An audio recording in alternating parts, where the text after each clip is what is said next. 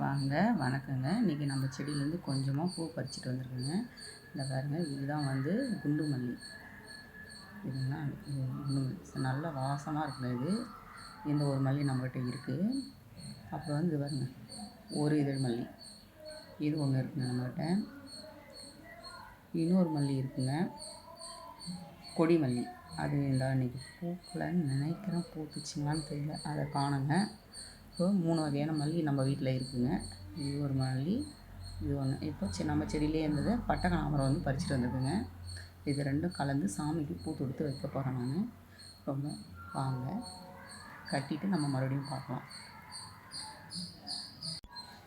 இங்கே பாருங்கள், அந்த பூவை அழகாக தொடுத்துட்டேன்.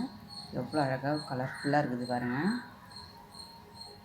இப்போ வந்து நான் வந்து எங்கள் சாமிக்கு தாங்க வைக்க போகிறேன். ரொம்ப அழகாக இருக்குது இல்லைங்க. நன்றிங்க.